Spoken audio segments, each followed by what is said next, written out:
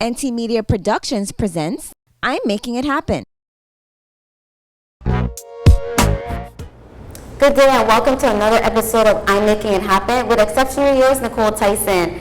And we have an extremely special guest today. We're making it happen in St. Kitts with Minister Samal Duggins. Because I'm going to have to read his title because it is major. He's the Minister of Sports and Creative Economy, Agriculture, Fisheries and Marine Resources, Small Business, Entrepreneurship and Cooperatives. So you have a lot that you're making happen here in St. Kitts. Thank you for having us and welcome. And thank you for having me. Yes. I saw recently the biggest thing was the press conference that you had was basically about the Tabasco seeds, planting it, yes, and what's that going to do for the country and exporting. So can you tell us about that initiative? Yes, a year ago I had a chance to visit the Tabasco company in Louisiana, and I had a tour and I was inspired by what I saw there, and I wanted to ensure that from our sector here in St. Kitts I could create an avenue that we have a sure and steady export market, and that was one of the options that we looked at. And we've been able to have negotiations with the company, and they've agreed for St. Kitts and Nevis to actually grow to supply for Tabasco. And we launched that project just recently. The Prime Minister and I had a ceremony and we planted the first set of seeds for that project. And we are looking forward to yielding the fruits of that project and being able to set up a steady and secured export market for hot peppers to the Tabasco company going forward. So yes, as we call it, that's the hot topic right now. Pun intended. When you first started your role as Minister of the Agriculture Department, what was the state of the department and how have you evolved it since? When we started August of 2022 with this new administration after the last general election, what we met in agriculture was an industry that needed significant improvement. It was a space where we had transitioned from sugar production some 18 or so years prior, and we had not really evolved the agricultural sector to be able to be a sustainable and viable option in terms of generating the right type of revenue that it should. And that was my task, actually. In fact, that was my whole campaign, to transform the agricultural sector into a viable sector that would position St. Kitts and Nevis as the food mecca of the northern part of the Caribbean. Being at St. Kitts, small as it is, with the land space that you have, you still can be a mecca. How so? Because for us, the way we look at it now, with the advancements that would have recently happened in the agricultural sector globally, and we've seen where even places that were traditionally desert have now become food meccas. So it's talking about the state of advancement of agriculture. But not just that. St. Kitts and Nevis, our whole essence, if you go back to even our original people, they labeled the island of St. Kitts Layamiga, What's that? the land of fertile soil. And so if you have that as your very essence, then it tells you that you are strategically positioned to grow food.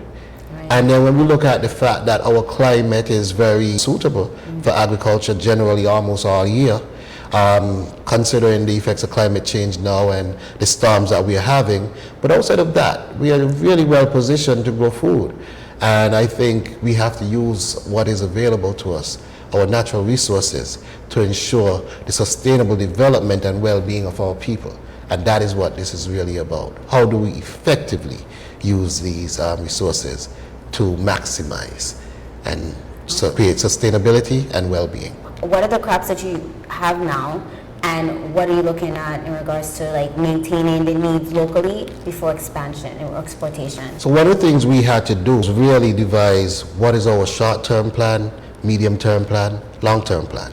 And our short-term plan in our case was kind of an emergency plan. And I say an emergency plan because what happened in my case is that I was sworn in on a Sunday, and we went to cabinet on a Monday. Wow. After, and then I was calling to the Prime Minister's office on the Tuesday, and I was asked to travel on the Wednesday to represent him in a heads of government meeting to discuss agriculture. Wow.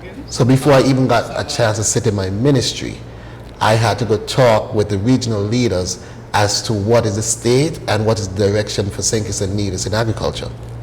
When I got to that meeting, I observed that CARICOM had 2.5 years prior to that initiated the 25 by 25 agenda for the region. And here I am, 2 days in office, officially, having to speak on our position on it, never having heard of it to begin with. And so we came back now in 2022, halfway along the line of it happening, to have to come up with a plan to achieve it in half the time. Wow, that's making it happen. So what is the 25-25 for those who don't know? So that 25 by 25 agenda was really CARICOM's vision to reduce food import across the CARICOM region by 25% by the year 2025. Yes. By how much? 25%. Wow. By the year 2025. We're in 2025. Correct. And so we got on board. That was launched somewhere in 2019, 2020. But we got on board in the middle of 2022. Yes. And so here we are now trying to devise an emergency plan to generate the type of success that we needed to do that. And I believe we were able to put a solid plan together. But in doing that, we had to really focus on what are our short-term wins. Okay, and what were they? The first thing we did is go to our import. What are we importing? In what quantities? And what on that bill that we do well here? And so crops like tomatoes, pineapple, onion, bananas, plantains were high on the list. And so those crops that we can grow well here, we started ticking those off as crops that we will target. And we got about maybe 15 or just over 15 crops that we believe we could target effectively. Awesome. And we got to work on that. Can I give you a high five? I mean, that was amazing. So in those 2 days, what did you focus on to be prepared for that meeting? So the whole idea in going into that meeting was ensuring that I could make proper representation, because I wasn't even going in on the behalf of the Minister of Agriculture. I was in the capacity of standing in for the Prime Minister. So you understand the gravity of the meeting. Yes. It was his meeting that he offered me to represent him. Right. And so one of the things I had to do was really analyze what was actually happening in the sector. Luckily for me, I spent my years prior to that in agriculture as well. In fact, in 2021, I was given the honor of Agricultural Man of the Year here on St. Kitts. Okay. And so I had some foundation in the sector, independently of being in government. But of course now, you're talking about from the policy level. And so it's beyond just the practical level of being involved in the sector to know policy development and where you are nationally. And that was where we had to really do some deep diving and understand what is happening and what needs to happen for success. What are some of the partnerships? What are you looking at in regards to, being able to, when you do export, the partnerships that you're looking to create or supply? We've had long-standing partnerships with some excellent partners. We've had the Republic of China, Taiwan, whom we've had over 40 years of partnership. And they have helped with driving our agriculture sector in the right way. Most recently, we just launched a hatchery here in St. Kitts that they have supported. We've also had a long-standing partnership with the government of Japan. I think we're 1 or 2 years away from 40th anniversary of that relationship. But we've also had partnership, of course, with CARICOM, the OECS, IECA as an institution, CARI as an institution. But beyond that, there were other partnerships that needed to be strengthened and developed. The Leeward Island Partnership. And so now Anguilla, Statia, St. Martin, the US Virgin Islands, British Virgin Islands, we are now partnering with these countries to ensure that we share knowledge, to ensure that our development is shared across, and also do trade among ourselves. And so, as you know, we're here with Minister Samal Duggins in St. Kitts, making it happen. And we're going to learn more after we take this break. I think I need a change up. And Carlos furniture of the thing them. Think I need a new sofa. And just wash up for all my dish them. Right here on Island, all these things you'll find. Just head to Carlos Furniture and spend some time. They have brands like G, Serta, Simmons, Posturepedic. They can furnish any room, any day that you need. need it. Carlos Furniture. They're the best of the best. Carlos Furniture. To Park St. Thomas and Croix Peter's Rest. Carlos Furniture. 30 years in the biz. Carlos Furniture.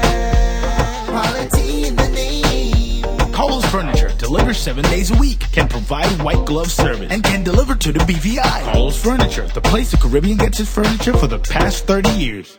Welcome back. You're watching I'm Making It Happen with Nykole Tyson, and we have Minister Samal Duggins here in St. Kitts. His title is very expansive, but we're speaking about his role in agriculture. Regarding the internal production, is the agriculture department spearheading that growth, or have you connected with farmers locally? Our mission in St. Kitts and Nevis is to have our farmers be the beneficiaries of all of this, because we recognize that for it to work, the people in the sector must be the one impacted most by the rewards, because they're the ones that need to put in the work.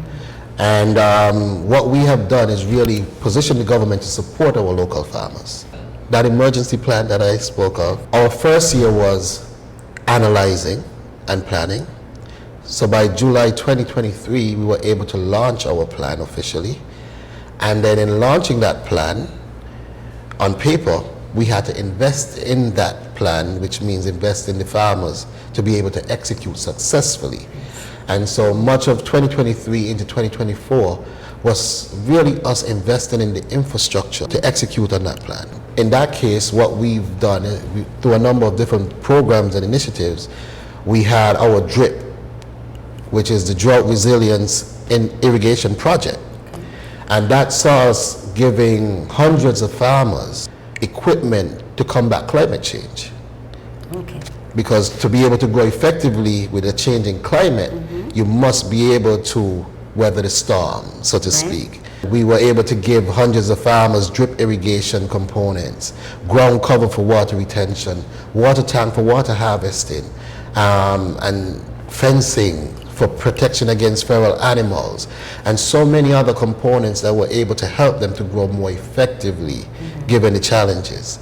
We also had our planting program where we imported hundreds of thousands of high quality slips and gave them to the farmers free of cost. So like pineapples, we brought in well over 150,000 pineapple slips and issued them to farmers across the country.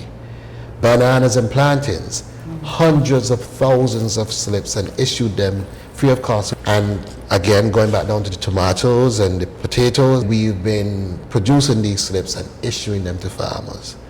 So realistically now, the farmer's job is to grow. How are we able to disperse that to all the farmers? That's many slips. And are you managing and helping to move that along in regards to how they're processing to grow these in order to supply the demand locally, and the time frames? How is that? And part of all of that wasn't just the practical side, it was the back-end training as well. So for every crop that we identified, we did a whole session of training along the entire value chain.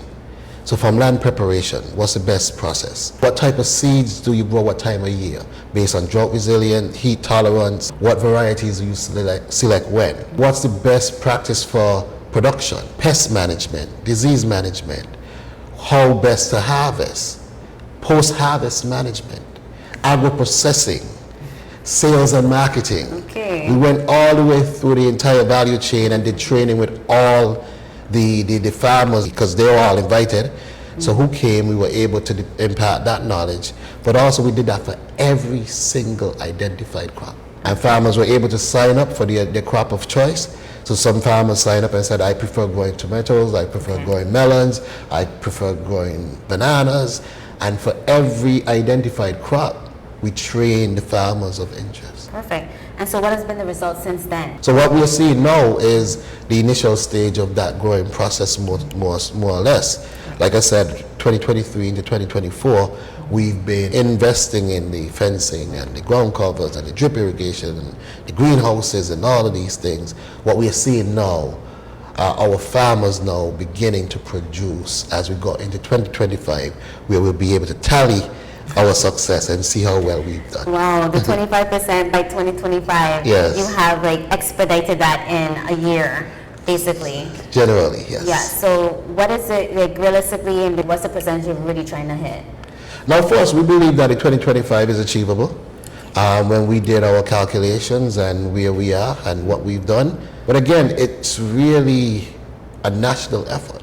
Right. Because we are not the ones controlling the growing. Okay. It is our farmers. We are supporting them, and it's now their time to really showcase their own skill set and resilience. And we are standing with them, and we believe in our farmers. We believe our farmers have the capability and the standards to really grow and blow out of the waters that 25% So standard. basically you have enlisted the farmers in this vision, Yes. and then the whole country is also aware of this initiative. Oh yeah, I think anywhere you go, anywhere in St. Kitts and Nevis, you understand 25 by 25. 25 by 25. I'm set and ready. 25 by 25. I see the vision. I love that you got in the community is a part of this initiative as well, and so it's not It's just the focused on the government. community. Okay, focus on the community. So the community is like, this is what is for us, But and this it's is going to it. be by us. And not just that, let us look at it in the flip side, right? Right. We've been discussing this from the idea of food security, which is an important component. But let's look at it now through the lens of economic development. Our food bill in St. Kitts and Nevis, when we started, was $198 million. So we've rounded that off at $200 million, our import bill. We are saying 25% of that. 25% of that is $50 million. What does it look like Okay. empowering our local farming community to earn $50 million? You understand I got that economic development. And then when we look at it even deeper, who are traditionally our farmers?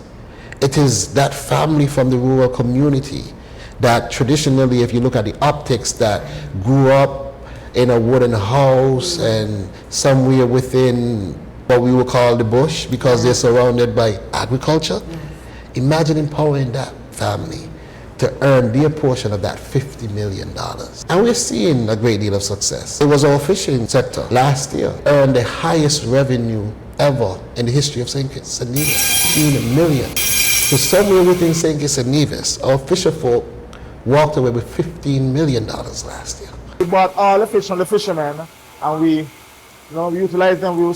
We sell and slice them, and we resell them to the public. I'm feeling very inspired because you got the buy-in, because you told them what's in it for them.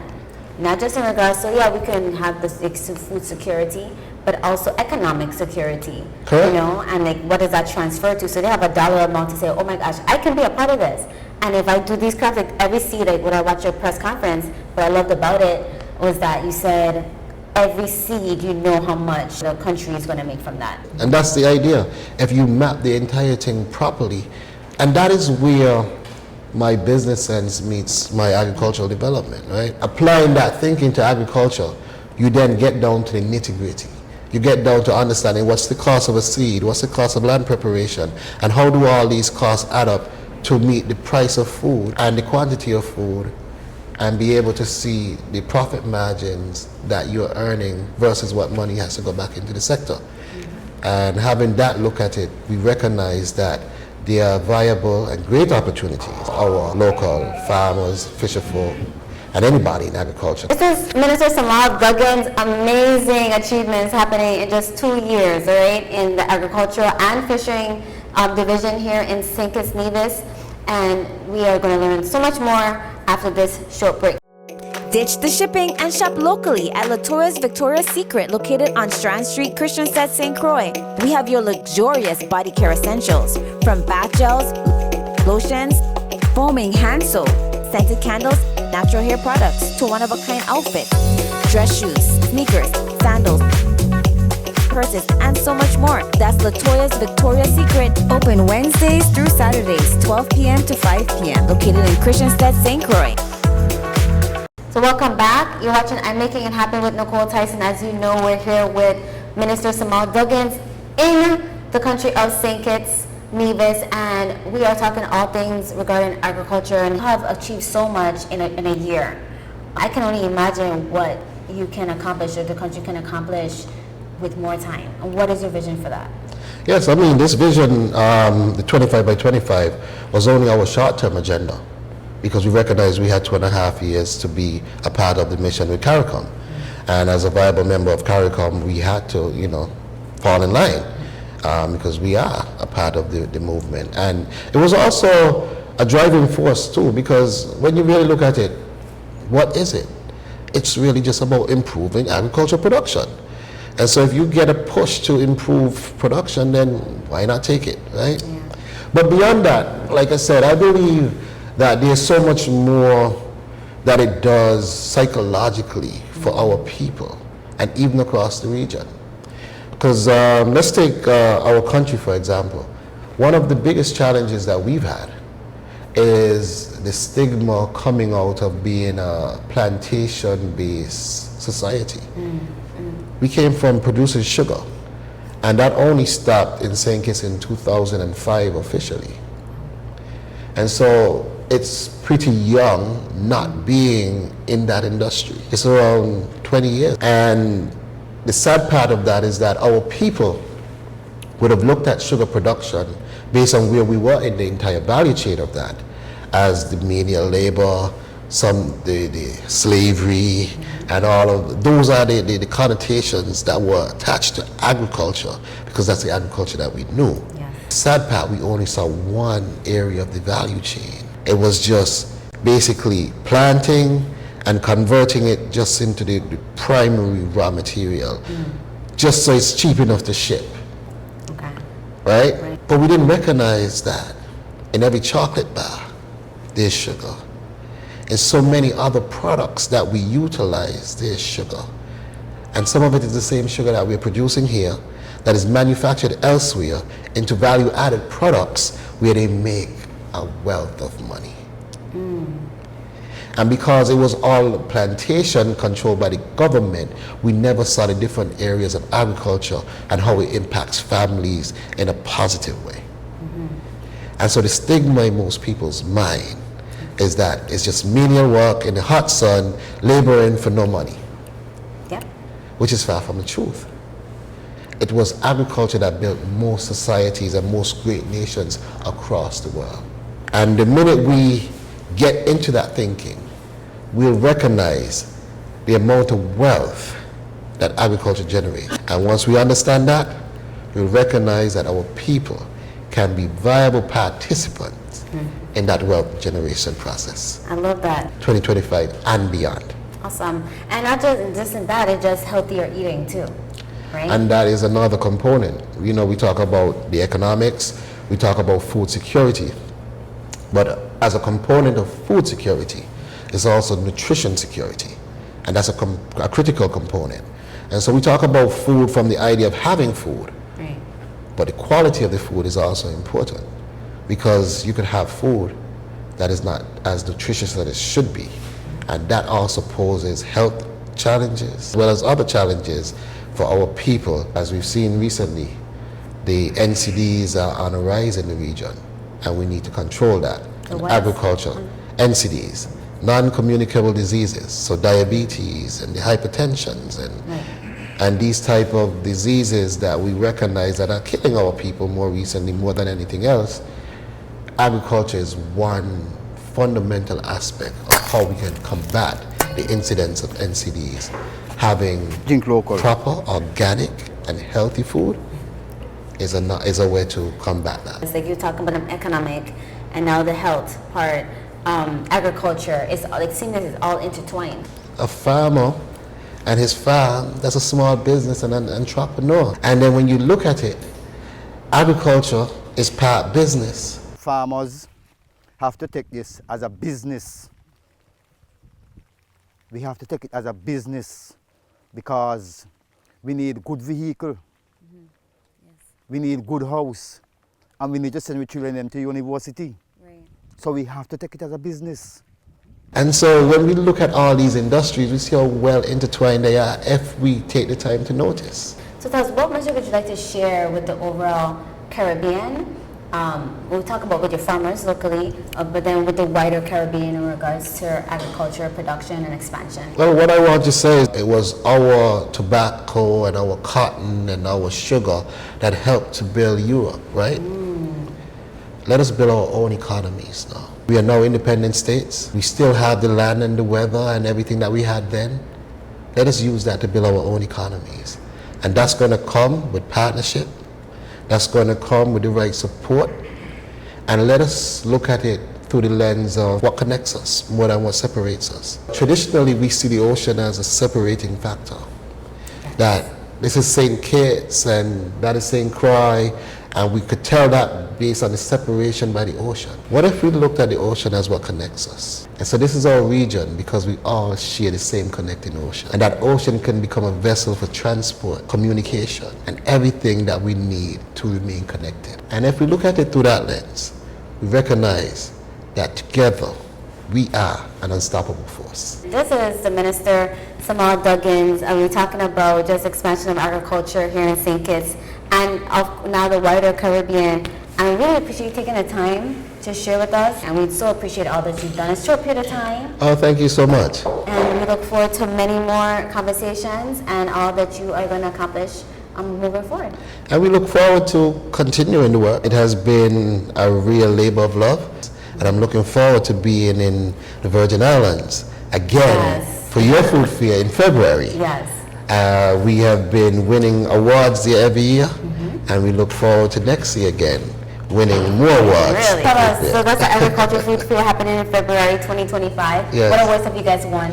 So our best overseas display. We have won that consistently for the last 3 years.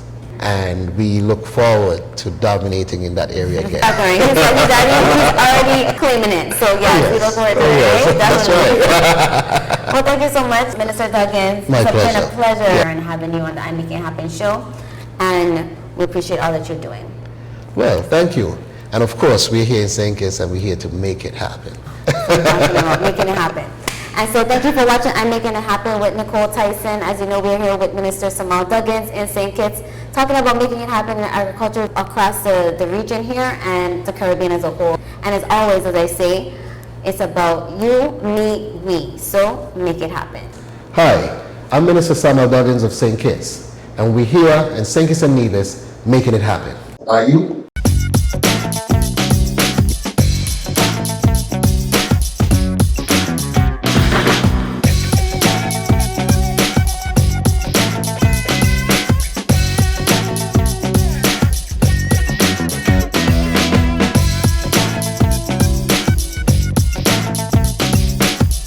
Hey man, this is Preston Evans from the Love City, St. John, and I love watching I'm Making It Happen with my girl Nykole. So I need you to join me and join her and support her show, man. Big up. This was an NT Media production. Thank you for watching.